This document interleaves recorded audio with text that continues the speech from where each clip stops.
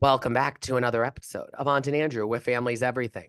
Until it's not. Andrew, how are you? Oh, I'm Andrew. She's Aunt. I'm Aunt. No, I I'm didn't tell Andrew. people who I am. Hi, Yeah, you I'm did. Aunt. I I'm did. Andrew. Andrew, how are you?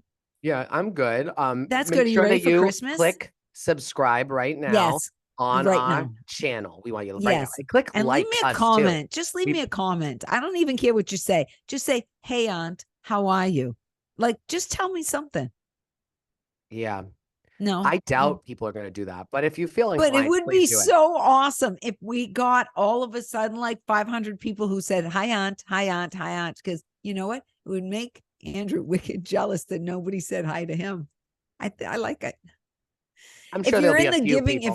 if you're in the holiday spirit and you feel like getting to Andrew, right? Hi, Aunt, hi, Aunt.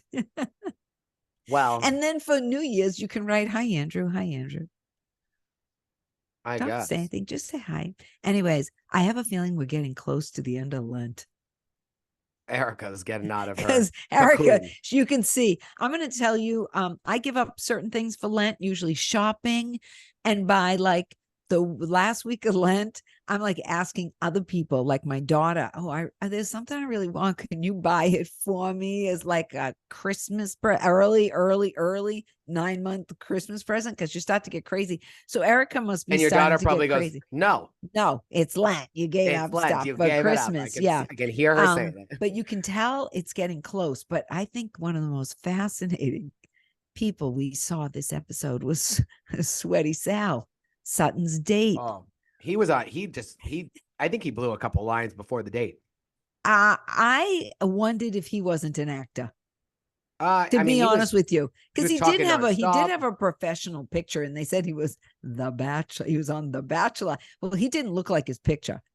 He's one of those. He looked like the picture was from like 42 years ago, and he hasn't updated it since. And he definitely had a weird mom issue going to topless reviews with his mom in Vegas. Listen, there's lots of people that use fake photos from like 40 years ago. Oh, yeah, especially that's on true. Twitter. I know. And you know what's funny? He was an environmentally friendly office supply salesman.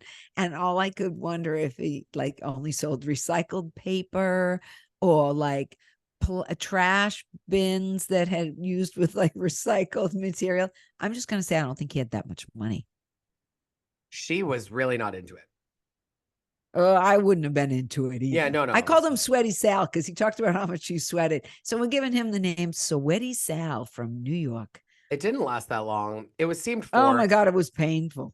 There'll be no second date with Sal. Why she's making out with the guy and her driver in the front seat.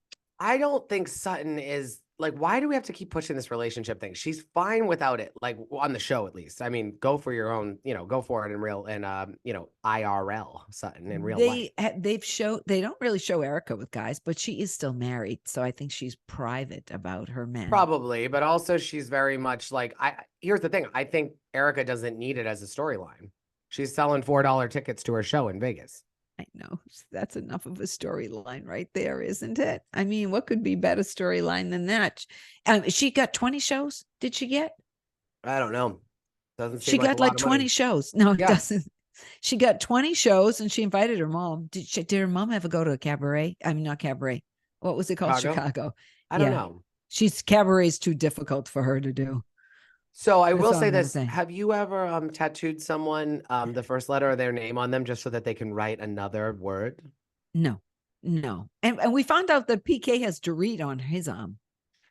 That's cute, but Kyle put a K. And then she said to her friends, yeah, I just put a K thinking that No, she put a K because they're having a relationship. No, they're not having a relationship. They are having a relationship. Okay, you're wrong. Mark my words. Mark my word. Dinner, anywhere. You're wrong. They're not even hanging out now. There's no photos of them. Of course they are. They went to Kathy Hilton's Christmas party together. She was there. But they're not together every day. There's no paparazzi following them. They're not dating. No, I don't know. Kyle has become Morgan a little bit. When you go back and look at the pictures and stuff, she's got 6 tattoos. Even Dorit was like, "Oh my God, you got 6 tattoos now, Kyle." I mean, that's a real straight women. I know so many straight women that become friends with lesbians and have moments of just like kind of like living that lifestyle without the romantic sexual parts of it. because it is kind of freeing, because there is something, and this is again my experience. Yeah, your experience. That's all. We can only go by what we that can at least compared to gay men, for sure.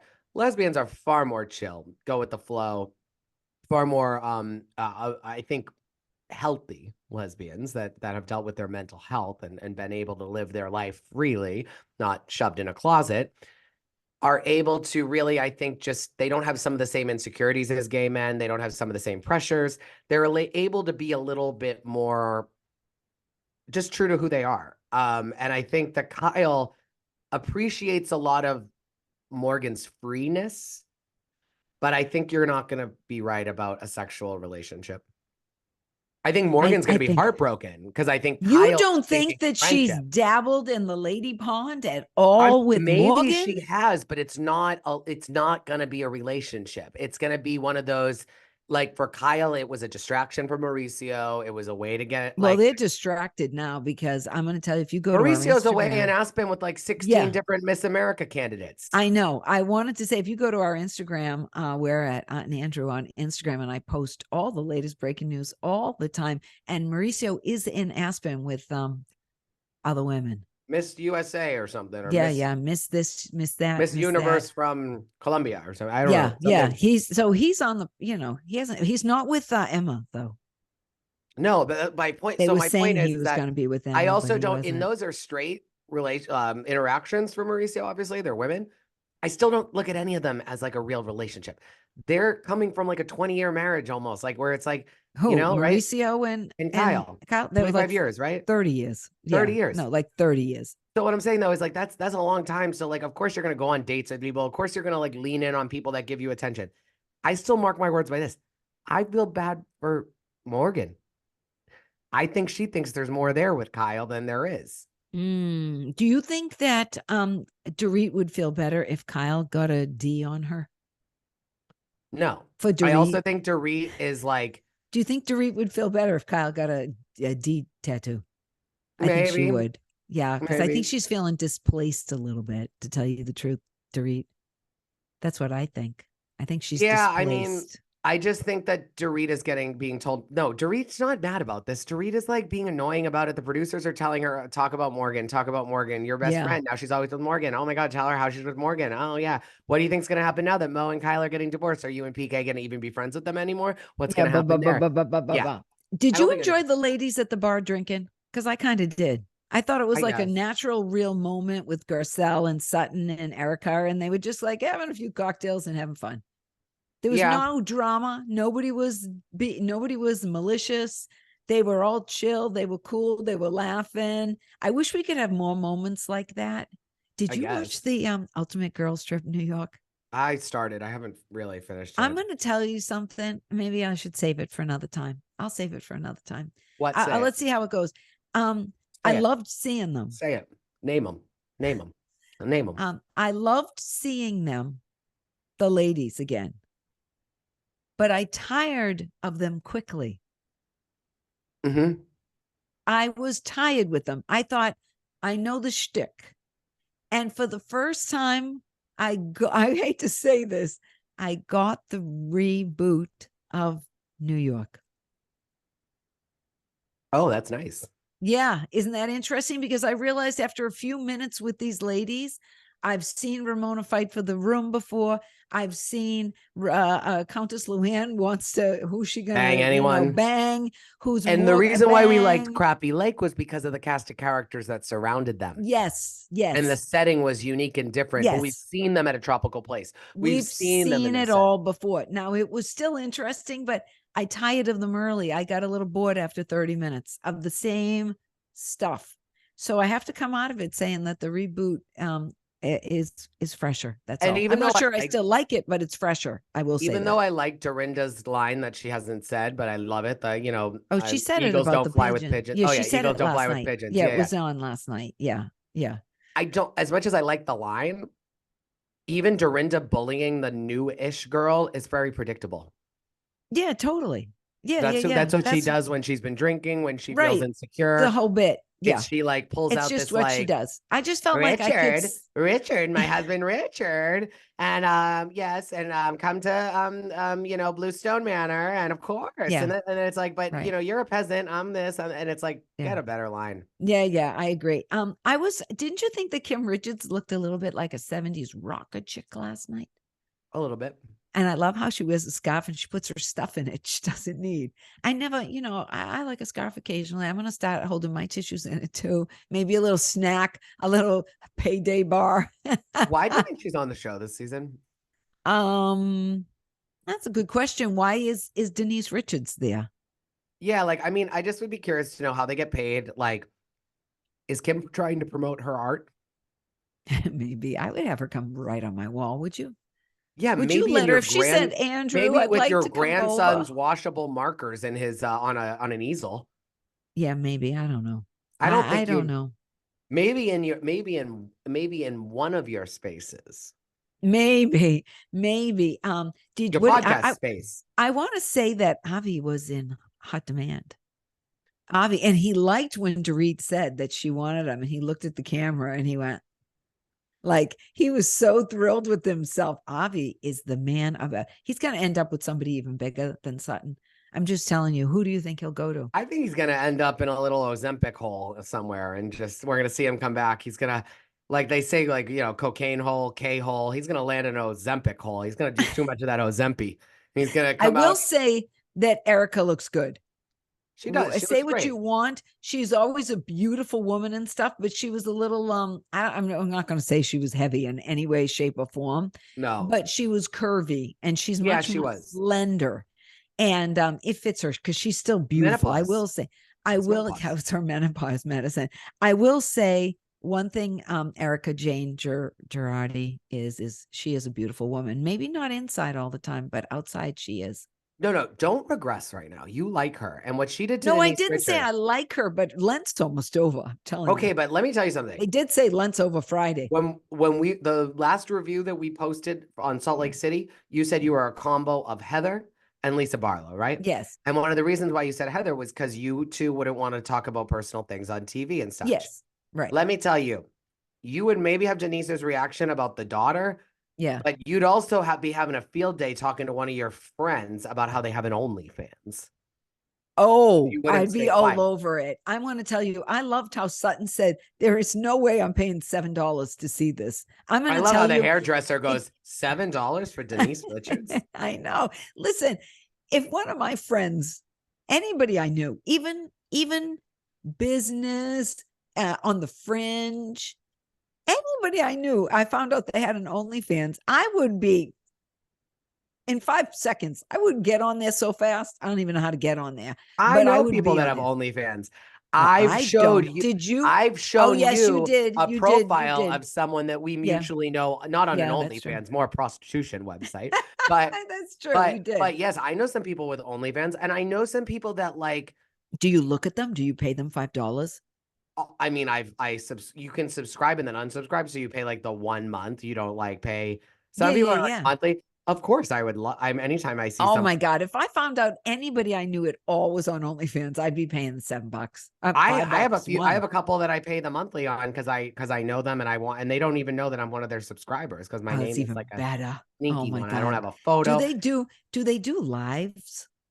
Oh, I don't tune in, but I don't either. I have no idea. Yes, I think they would, and then it becomes posted. I think. Oh, I have nothing about this OnlyFans. I just know it's like a porn site, basically.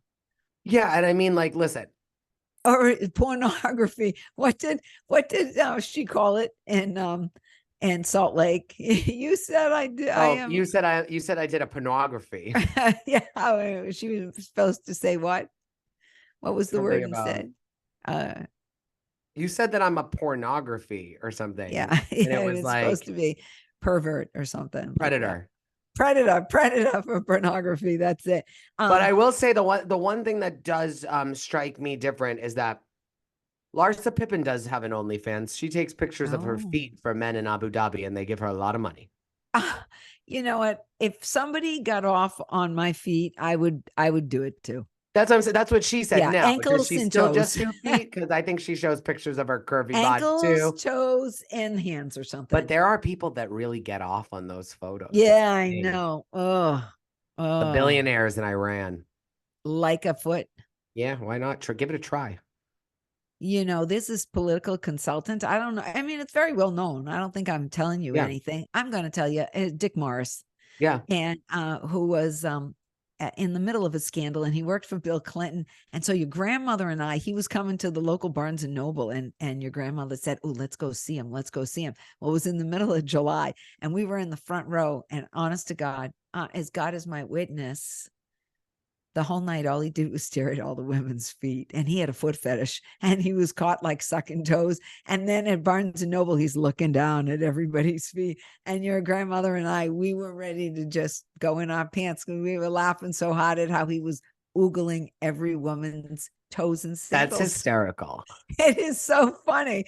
I'm telling you, I didn't make that story up. That's real. I couldn't go there. No, you couldn't make that up. You'd be in a different business. You'd be selling. And even your grandmother, as you know, had foot problems, was like, well, he's even looking at mine. That's disgusting to think about. Now, I will say this. So funny. Maybe you missed your calling. Maybe you should have worked for Playboy or something. I think that you gotta, if you read the story like that, if you made that up, you'd be writing fiction for Playboy. I know, right? Sexual fantasy stories about political figures and toes. Well, how many of these people do fantasy like novels, and they've made money? Like Twilight was from a fantasy book, right? Oh yeah, of course. But was from all that stuff. Maybe I need to start talking just about my real life escapades. So the thing for me is that we have to remember that Erika amping up this conversation, and then we do have to get to Dorit and Garcelle, but Erika amping up this conversation with Denise. Yeah. We have to remember Denise has now gone at her nuts twice. So don't think that like we say, Erika, oh, is Lent almost over? But people can almost only handle what they handle. And she also said it in a way, it's not like she was screaming at her. She was very controlled. Right. She had that line ready to go. Or I guess, yeah. I just want to know who's more profitable. Yeah. No, she had that. She practiced it. That was great. You were Sammy. Poor Sammy. Poor Sammy Sheen. Oh, yeah. And to think, they were talking about her having threesomes a couple of years ago. And now she's on OnlyFans. As a fans only. I get confused. OnlyFans. You get it confused. I don't know why I always get it confused. Now, the conversation with Dorit and Garcelle. And it's funny because I don't think of Dorit with any maliciousness, though, except for dogs she returns from Pump Rules. But besides that, I don't find her a malicious person. Like, I think Teddy Mellencamp is malicious, and Erika's a little bit malicious, and even Kyle is sometimes. So is Sutton. Oh, Sutton's very. But I never get maliciousness from Dorit. I think that Dorit, in my opinion, I think Garcelle has empathy for Dorit not being super aware of just how she should probably watch some things that she says. But I think Garcelle also is in a position of saying, we are on a television show where millions of people watch, and we have to be careful with the way we say things. And I think that if the cameras weren't rolling, I think Garcelle would have rolled with it and been like, no, I'm not, and just left it like that. But I think that Garcelle has a responsibility as a Black woman to also represent herself, but other people. And I think it would have been wrong for her to not address the fact that I'm no, Garcelle, and that's been a constant trend. I will say that you do, I don't know what it is. I mean, I think that it's something where there is a problem on Housewives, and I don't know if it's tied to race. It might be tied to the amount of money they have. It might be tied to the amount of fans they have, popularity. But there is something to be said on Housewives that some women, like Teresa Giudice, can get away with animalistic behavior. Okay, and others can't. But when Jen Aydin does it, she's dragged. Yeah. And I believe that has to do, in that case, with that's fame. Hierarchy. That's hierarchy, fame. Yeah. But I do believe that in some of these shows, let's just call it what it is. I mean, different cultures have different ways of addressing problems. They have different ways that make them feel comfortable. But what's weird about it all is that like Garcelle is very aware of the roadblocks that she's met with when she talks about race on television, but just in general. And so as we've watched Garcelle, and you and I've talked about this, like when she sat Kyle down, I've always thought that Garcelle should teach a masterclass on like how you talk to people about race when I think that she should do a masterclass on race, because I think she does it more eloquently than almost anybody else. Yes, and she doesn't alienate at least on reality TV. I don't think I've never seen her like make the white person feel bad about themselves for being white. She's always made it about her experience being black. It's not about trying to make them feel bad. Her children are biracial though, too? Do you think I think it's because she's been a talk show host. She's had to be diplomatic. She's also a black woman. But she's also was married to a white guy. Listen, but yes, maybe, but I also think like so maybe she's learned things. There's a video that went viral yesterday of Taraji P. Henson promoting The Color Purple, and she's on, I think, Viola Davis's podcast, and she's just crying about how like lately she's been hearing about like how much money people are making and how much work their contracts call for, and she said lately she's been finding that like just the amount of spaces that she's been so comfortable with things, and that she's had women like that are not black say to her, oh, at one time I was going to sign this contract and someone was like, no, that's too much work for you. We're going to spread that out. And it was just one of those moments of like, I think that Garcelle, like, so I'm going to that with the fact that Garcelle has this ability to like, she's able to experience it. I think it's definitely because of her kids, but I also think it's because she has experienced probably the worst parts of being a black woman, but she's also seen a lot of equality and a lot of like inclusion. And so I think she's like, you know what, just based off of her experiences, she's like, this, like, we don't get anywhere by like dividing each other against each other. Like we get somewhere, especially on TV where there's a lot of critics, there's a lot of people on social media. It's like, what good is it going to do for her to storm out and yell at Dorit and make it all like how Crystal did that with Sutton that time? Like, are you one of those that see color? Garcelle could pick these white women apart on things that they do that probably could offend her or offend other women of color. She chooses the moments where she can, like, I think where she believes, if I handle this the right way, they're not going to be offended. People are going to learn and I'm going to feel good about myself. And I think that like this was another moment there. And I think what she means about even Dorit, it's just this idea where like, I do believe sometimes Dorit can't, because even when it wasn't about race with Garcelle, Dorit, what did she say? I'm so offended that you won't let me see your son and your kids. So it's like, I think that Dorit has this bubble of like, she does have a bubble around her, but I don't think she's malicious either. Self-aware. She's not self-aware. She's a little hypocritical. She's not. She's a little self-aware. She's not, she's hypocritical. It's hypocritical, but it's hypocritical out of like ignorance and out of like, I don't like the word fragility, but kind of. It's like she can say things, but then when something's said to her, it's like, oh, what do you mean about you don't want me around your kids? But if Garcelle had said, other than Dorit and Sutton, I don't want my kids around any of you, Dorit would have been like, oh, okay.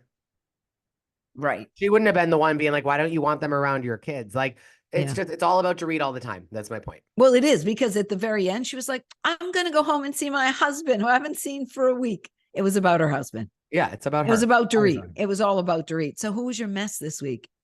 Tell me this. I think that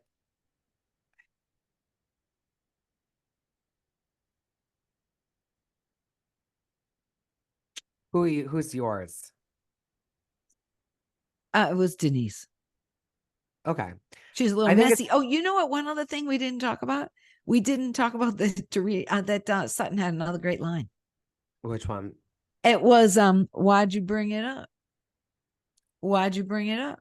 Oh, yeah. No, it wasn't a great line. Why'd you bring it up? It wasn't a great line. She's repeating it because then they showed the name them. Yeah, I know. It's becoming a personality flaw. And it's not as funny. Her personality is that she is just keep on repeating the question, repeat the question, repeat the question. No, you're way just looking at what she's saying and how she's doing it. The problem is she's a narcissist who can never be wrong and can't let someone else speak. And because they're confronting her and critiquing her, instead of letting them answer her question, she has to keep cutting them off because she knows the answer is going to knock her on her ass. Name them. Exactly. Because if she had said, Kyle, I would like for you to please name them. Yeah. She knows Kyle would have named them. And then, but she can't. She can't name them. Well, how can you do anything with it? Name them. No, you can't. You can't. We don't. You can't. No. Yeah. No. No. You want to end the show? No. We're not ending our podcast now. You know what I mean? You kind of either have to run and leave. You can't just stop and be like. Mm-hmm. So yeah. Anyhow, love you guys. Love you. I want to tell everybody, I already said it before, follow us on Instagram at Aunt and Andrew. And I want to take this time. I do not believe we'll be on next week because it is Christmas. And I know there's no Salt Lake. I'm going to assume there's no Beverly Hills. And so everybody, Merry Christmas and a Happy New Year. We might have a little, maybe we'll do a themed episode around Housewives Christmas moments. Oh, well, the best one is the sprinkle cookies. That happened at Thanksgiving. Okay, well, it's still good. Yeah. Anywho, love you guys. Talk to you later. Bye. Bye.